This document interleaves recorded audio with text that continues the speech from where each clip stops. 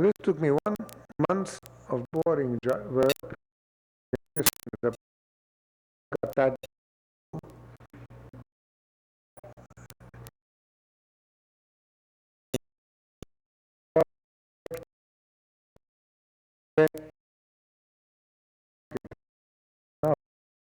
about peculiar meeting and things.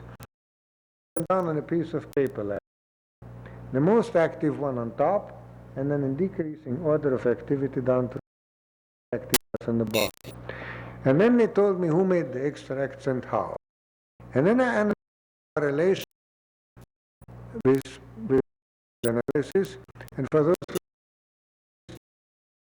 who understand that the probability of this being used was virtually identical with, because the P of this being used to chance, the probability of this being used to chance was 0.00001. Well, in other words, it was surely a real correlation. But I couldn't explain what it is due to, because, and I have to concentrate a bit, it is a little unexpected. It turned out that there is an exactly inverse relationship between the potency of the extract and the rank of the man who made it.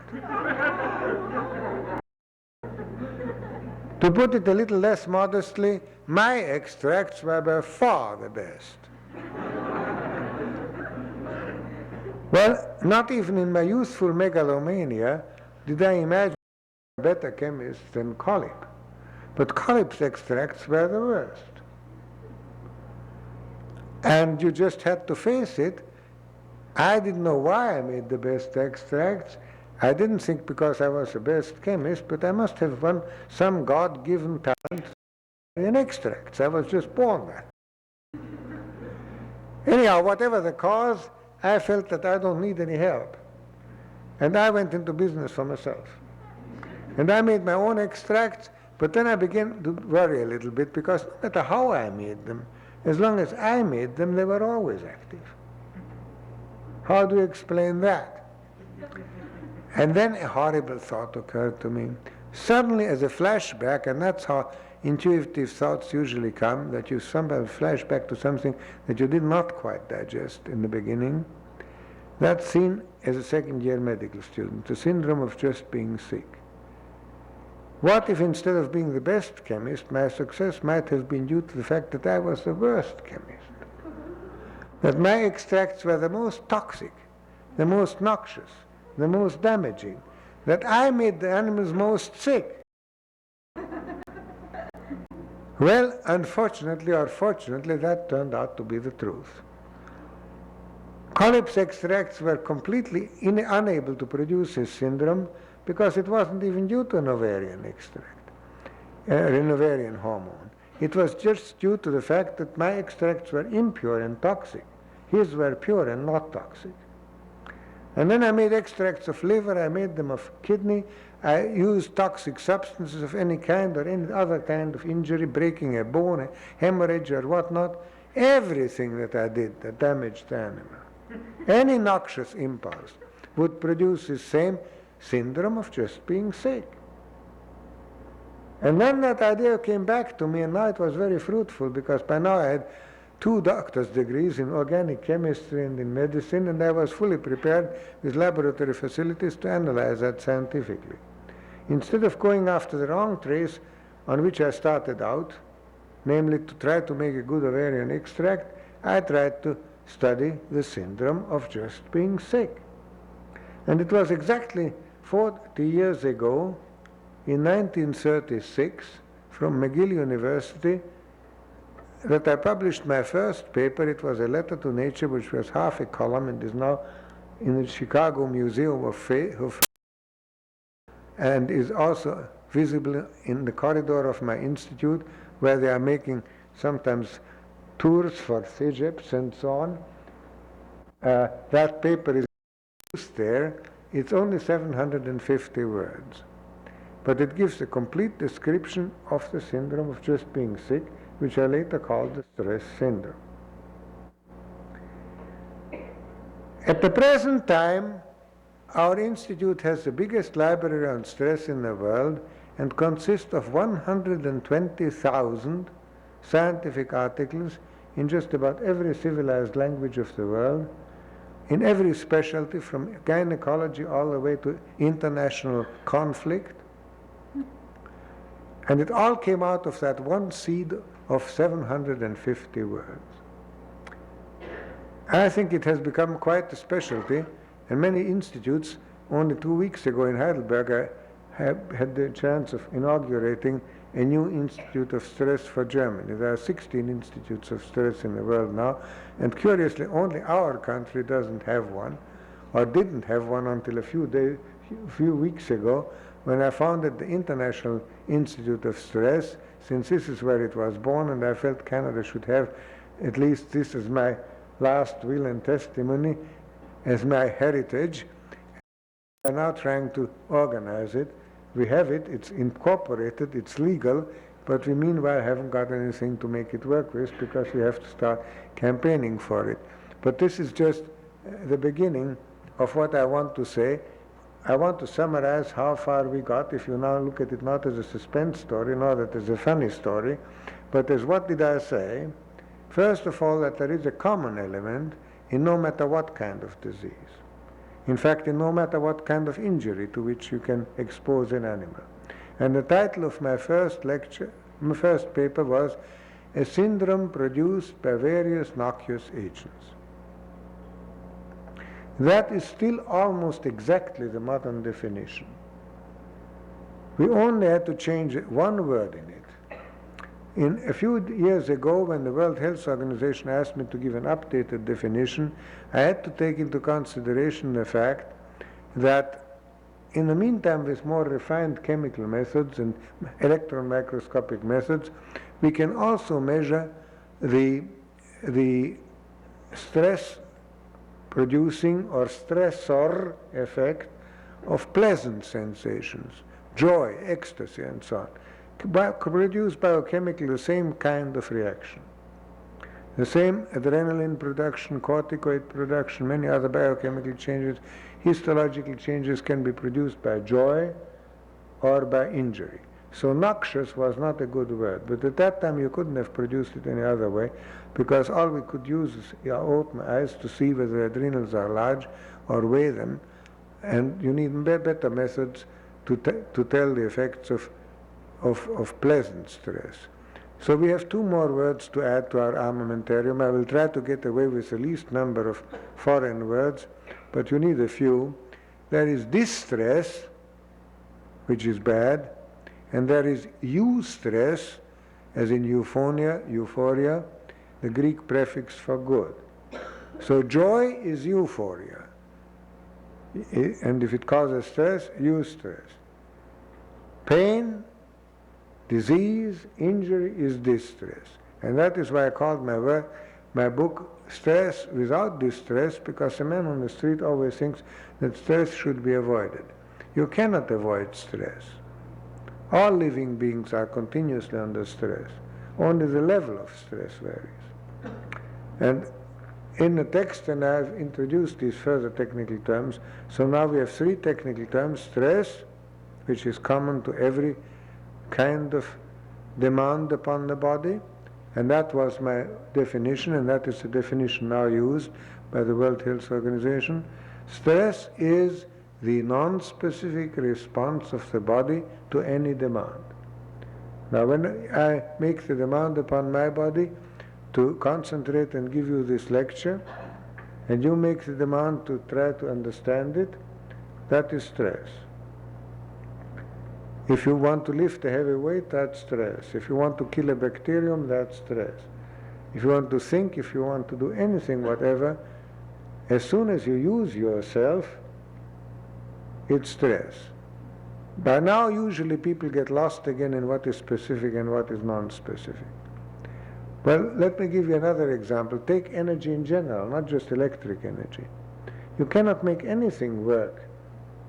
No machine will work, neither a living machine or a dead machine like an automobile, if you don't feed it some source of energy. That's a common factor. Whether that energy is used to light a lamp or to make an automobile run is already specific. But the common element is energy. And you still have to have energy and know the laws of energy consumption to make these other specific applications possible. That is how you have to think of stress. So now we have got, first of all, an objective, visible, and measurable indicator of stress, the changes in the triad which I mentioned.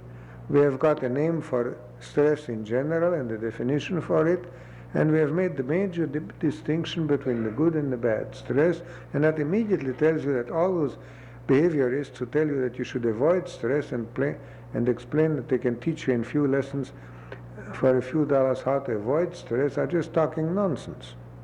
Because if you have no stress, that means you make no demands upon your body. That is to say, you do not demand of your heart that it should beat, of your lung that it should breathe, of your brain that it should think. That is to say, you are dead. Any living being is under stress.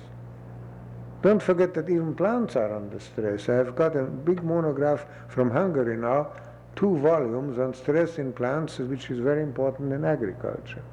There are common reactions to plants when they are in trouble or under excessive demand of being pushed to grow more rapidly than they should. All right. Now comes my linguistic trouble, which you will well understand in Montreal. I changed from McGill to the University of Montreal, and I didn't have any linguistic difficulties because I spoke both languages equally badly, but I didn't know how to say stress in French. So I thought that ought to be easy enough.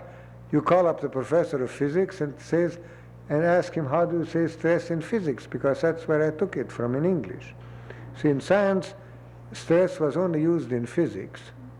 The man on the street said stress when he meant he's under trouble or tension. But in scientific circles, it was used only in physics for the interaction between a body and the resistance. Or if I want to bend this solid object, I exert a force on the object, and that's a stress and strain reaction.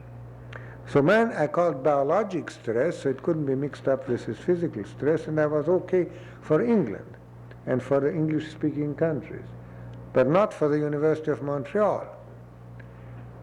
And the professor of physics, to my great astonishment, told me that there is no French word for it. You have to describe it. That's very clumsy.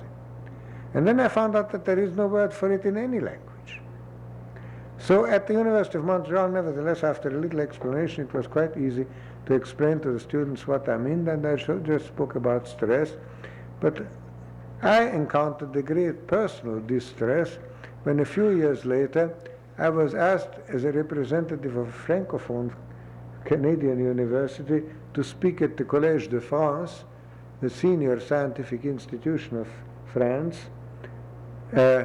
established several centuries ago by François Ier, and it was quite an occasion. After the war, it was the first European lecture given in the Collège de France, and when the chairman took me to the rostrum, as you did here, he whispered into my ear something that he felt should be quite innocuous to me. He said, I don't know whether you realize it, but for the last 3 centuries it was traditional that when a foreign professor is invited to address the Collège de France, all professors are supposed to attend, whatever their specialty. And in the first row before you, you will have the most outstanding men of letters of France, the custodians of the purity of the French language. Now here I was, I pulled out my best Académie Française French, but I still didn't know how to say stress, and I just used the horrible Anglicism all through. And when the lecture was over, all these great linguists got together and they said, well, we can't discuss the medical aspects, but let's at least use the occasion for one fruitful purpose. Let us create a good word which is proper French for stress. It has been suggested that it might be aggression. Well, ecstasy is not aggression. And when the World Health Organization wrote a lead article on my code which I want to tell you about here, they used as a cover picture a young couple in a passionate embrace. They were obviously not under distress. And it was obviously not an aggression, because it seemed to me that both were adults and willing. So that was discharged. The second suggestion was stimulation. Well, stimulation is a specific thing. The effect of green light to give me the impression of greenness has to be a very specific wavelength falling on a very specific part of my body, the retina, otherwise it won't give that effect. So that's not non-specific. But after that, ladies and gentlemen, the discussion became so scholarly that I didn't understand a word. But I have the satisfaction of being able to give you the denouement. The end result was that they did come out with a proper word, which is now accepted by the Grand Larousse Médical, which is the Bible of the French correct medical language. The correct word, ladies and gentlemen, in good French is le stress.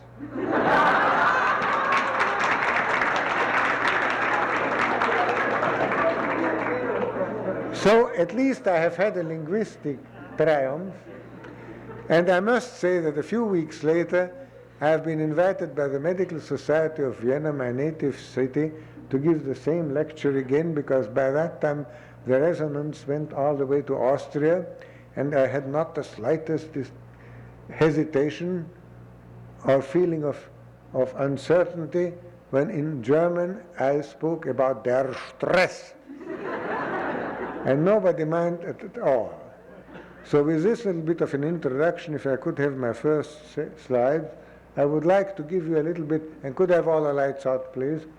I would like to lead you behind the scenes of the Université de Montréal and show you what all this looks like, so that it's not a rhetorical event, because I don't like to teach by convincing power. I like to teach like a physician and biologist by showing you things. Stress was known by people all the time. The first person who was really all pulled out in the cave period, after a day of hunting and freezing and not having enough nourishment, he knew what stress is. He saw it, but he didn't discover it. In fact, I think the first animal that was frightened, dead, wounded, and hungry knew what it is, or if he was in a great ecstasy, he knew it too. But that doesn't lend itself for scientific analysis with the methods of 1976. Now, I needed to have a model, just as an architect needs to have a model of the building he wants to make, to have an idea what will it look like. Well, this is it. We'll go quite quickly through these slides. You have on the left-hand side here, if this would work. Unfortunately, it doesn't. Can you see it? On the margin, I can't put it here because it won't see. But this thing here is the thymus gland in your chest, and that is a lymph node here in your groin, and this is the thymico-lymphatic system. Normally the thymus and the lymph nodes are that large, so there is no trouble seeing that during stress they become very much smaller. Here they are on the left side here under stress. The stress was a purely psychological one, frustration. You can immobilize a rat without hurting it, just depriving it of its liberty for 24 hours by tying it down with cotton, you know, padded with cotton pads so that he couldn't even hurt himself struggling. And that will cause these obvious psychosomatic changes. That big thymus will become that little. The adrenals will lose their fats, in which the corticoids, to which cortisone belongs, you all know cortisone, and that makes them brown. You can't see the corticoids because there's too little of them, but you can see the fat in which they are dissolved disappearing. And you see the gastric ulcers. The inside of the stomach of a normal rat is even and pink. Under stress, he has what you would call, it gives me butterflies in the stomach. It's a common English expression. It does give you, not butterflies, but the feeling that something is wrong in your tummy if you are under great stress. That was the classical triad that is now recognized in all medical textbooks: thymico-lymphatic atrophy, adrenal hyperactivity, and gastrointestinal ulcers. So that is what you could call the portrait of stress. By now, stress from an abstract conversational topic became something that you can measure. You can extract these glands, you can remove them, you can analyze the syndrome, and that's what the 120,000 articles are. I won't try to give you that tonight. But this is the essence of it.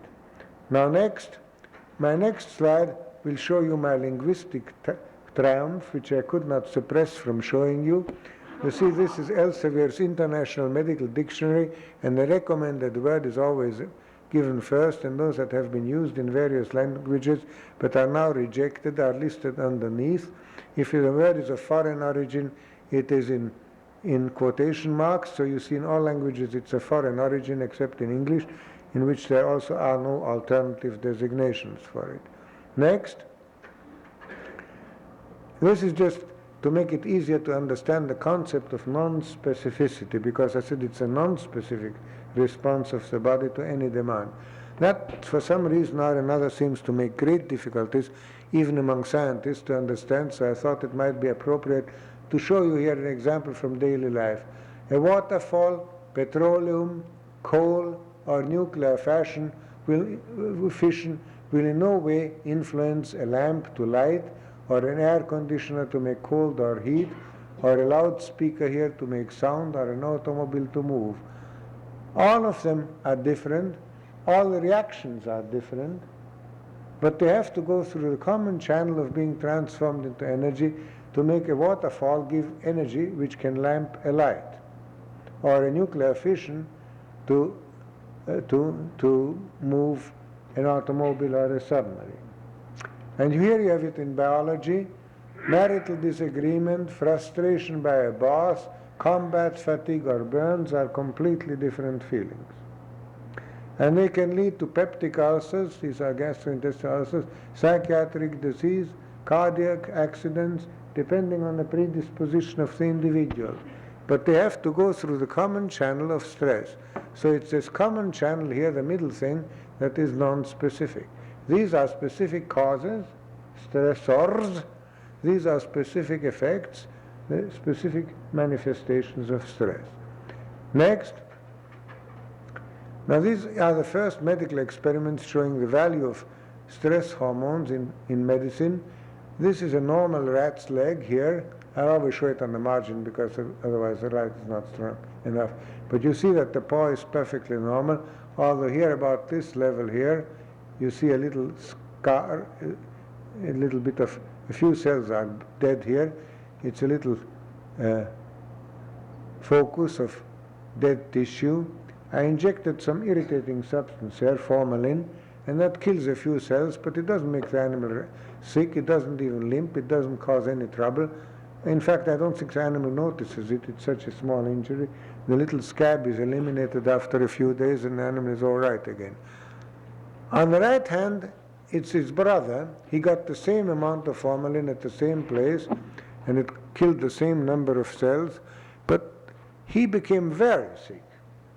He had a terribly painful joint, which became stiff and painful and red, and that's all due to the fact that inflammation developed around it. Inflammation is a defense reaction.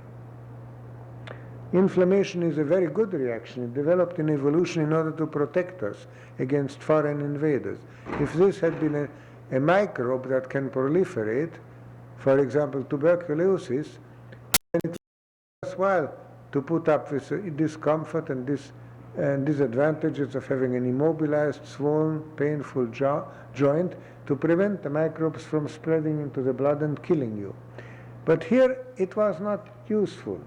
You should tranquilize the tissues and tell them somehow in chemical language, don't take it seriously, this won't spread. That bit of formalin precipitates out with the tissue, kills a few cells, and that's all. It's not the formalin that made the animal sick, and that is a key sentence that you must remember. It isn't what happened to the animal, it is the way he took it. He mistook the situation for a dangerous one and put up a tremendous defense reaction.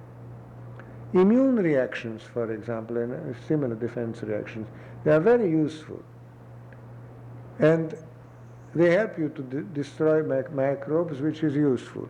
But they also will destroy any other foreign object, like a foreign heart transplant, and reject the heart, and that will kill you because you need that heart. So medicine has to adjust when to inhibit and when not to inhibit defense reactions. Here it should be inhibited. Next, sometimes it should not be inhibited. This is on a very low magnification on the right hand side here, the two lungs of a normal rat, and rats peculiarly are quite insensitive to tuberculosis bacilli.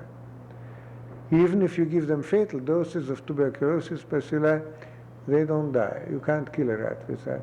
But if you inhibit their defense reactions with cortisone, one of these hormones that inhibit defense, then it develops large tuberculosis and all these rats died. In other words, and all the other corticoids and many other hormones help you to coexist with pathogenic agents, to live together with them in peace. They are chemically speaking, the doves among the hormones. They just tell you don't fight about it, it isn't worthwhile. Already you can sort of probably anticipate the application to behavior. How many times do we cause ourselves trouble, not because of what happened to it, but because we overreacted? In marital life or in reactions to your boss or anybody else, you get into a terrible argument over a thing that just isn't worth arguing about. Well, it's the same on a cellular level. The next picture will show you perhaps the most important summary. That is reproduced from my book, Stress Without Distress. It's a most simplified way to show you how, despite the fact that every agent has stressor effects, makes some demands, every agent also has specific effects. These are the stressor demands, solid arrow. These are the specific effects. And you can never really see stress. Stress does not exist in pure form, because it is always covered by whatever specific effects the agent has. If I'm in the cold, I'll shiver. In the heat, I'll sweat. So it looks quite different. But in both cases, it makes a demand, and it will mobilize my stress mechanism of adaptation and defense. So that already makes it possible for different agents which have stressor effects, nevertheless, despite that stereotyped similarity of the stressor effect, to act in fact differently. Furthermore, the target, that upon which the agent acts, for example my body, will respond differently depending upon endogenous or internal predisposition or conditioning. I may be predisposed to mental disease, I may be predisposed to a cardiac infarct, and to external or exogenous conditioning, I may be predisposed by the diet I take in, and therefore it's really a four-word code, a chemical code which consists of 4 words, just like the genetic code: specific effect and stressor effect of any agent, exogenous and endogenous conditioning of any person. And most important words, technical words, which I put out here so that you remember them. Corticoid are the hormones of the adrenal cortex. These hormones are syntoxic, syn from the Greek prefix syn, like in symbiosis, synergy, working together in harmony, in peace, not fight. And catatoxic, which is the opposite from the Greek word prefix kata, which means down or destroy, like in catastrophe or catabolism. So syntoxic and catatoxic are just the opposite. The syntoxic is the dove, and the catatoxic is the hawk. It will attack the disease producer, the pathogen. And only recently we found that steroid hormones, chemically very closely related to the syntoxic ones, can be changed chemically, and we actually did change them into substances which become very aggressive and will destroy foreign agents. Eustress is a good stress, and distress is a bad stress, and that we've already said. Next.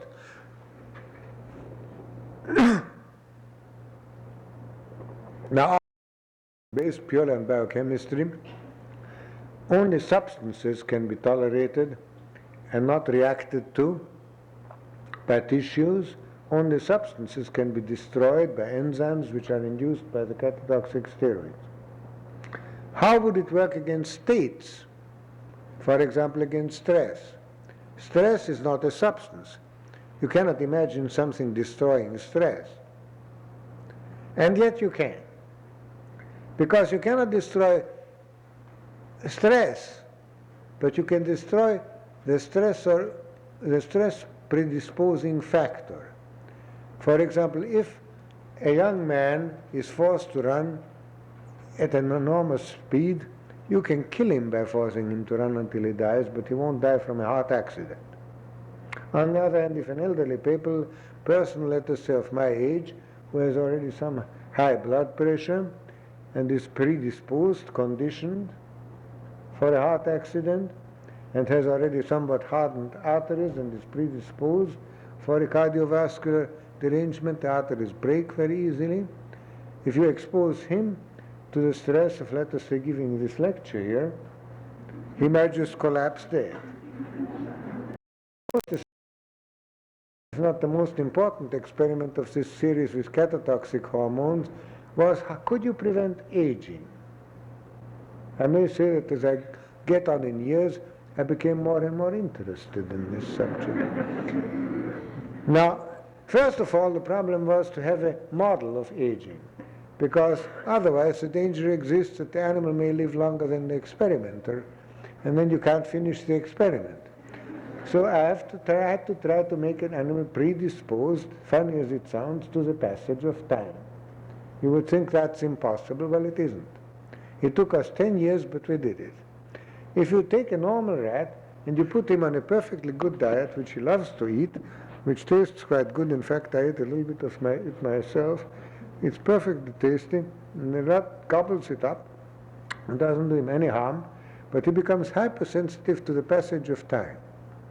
And this is a 2-month-old perfectly normal rat, normal looking at least. I just shaved him so you can see the wrinkles. An old rat, like an old man, has wrinkles. His back is straight. A young man stands up straight like this. An old man usually has a senile hunchback. He is very muscular.